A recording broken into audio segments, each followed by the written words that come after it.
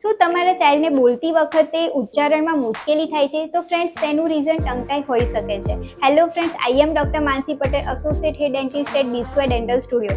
આપણે લાસ્ટ વિડીયોમાં જોયું કે ટંગ ટાઈના લીધે ઇન્ફન્ટ એન્ડ ન્યૂબોર્ન બેબીઝમાં શું સિમ્ટમ્સ જોવા મળે છે. પરંતુ ટંગ ટાઈ જ્યારે ટોલર્સ ઓર ઓલ્ડર ચિલ્ડ્રનમાં હોય તે વખતે જે ચાઇલ્ડ હોય એ ટંગ પ્રોપર બહાર કાઢી શકતું નથી. ટંગ છે ને પ્રોપર પેલેટને અડાડવામાં મુશ્કેલી થાય છે. અમુક વર્ડ્સ બોલવામાં, જેવા કે લ, ટ, ર, થ, ડ, ધ, કે જેમાં ટંગ ફ્રીલી મૂવમેન્ટ નહીં કરી શકવાના લીધે આ વર્ડ્સ બોલતી વખતે તોતરાપણું લાગે છે. ઉપરાંત જે ટીથ છે એને અંદરની બાજુથી પ્રોપર ક્લીન કરવામાં પણ મુશ્કેલી આવે છે. તો ફ્રેન્ડ્સ, ચાઇલ્ડમાં આ જે ટંગ ટાઈ છે મુખ્યત્વે 2 ટાઈપ્સની હોય છે.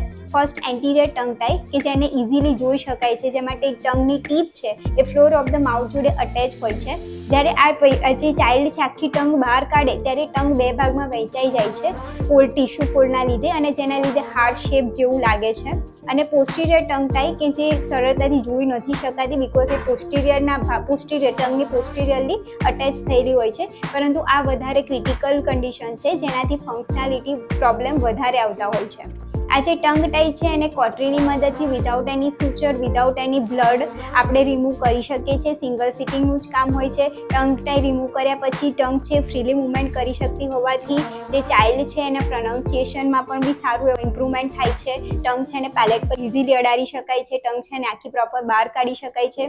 પરંતુ જ્યારે ક્રિટિકલ કેસ જેવા કે પોસ્ટિરિયર ટંગ ટાઈ, કે જ્યારે ટિશ્યુ બેન્ડ છે ટાઈટ છે, વધારે થીક છે, તેવા કેસમાં ફ્રેન્યુલોપ્લાસ્ટી કરવી પડતી હોય છે.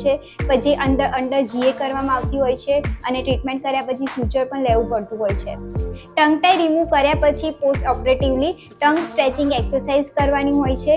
અને આ એક્સરસાઇઝ કરવાથી જે ટંગ છે ફરીથી પાછી ફ્લોર ઓફ ધ માઉથ જોડે અટેચ ના થઈ જાય એના માટે હોય છે. તો ફ્રેન્ડ્સ, તમારા ચાઇલ્ડને જો આવી ટંગ ટાઈનો પ્રોબ્લેમ છે, એને બોલતી વખતે તોતરાપણું થાય છે, તો જરૂરથી એકવાર ડેન્ટિસ્ટનું કન્સલ્ટેશન કરાવો. અને સ્ટીલ ટંગ ટાઈ વિશે કોઈ ક્વેરી છે તો અમને આ નંબર ઉપર કોન્ટેક્ટ કરો. Stay tune. Thank you so much.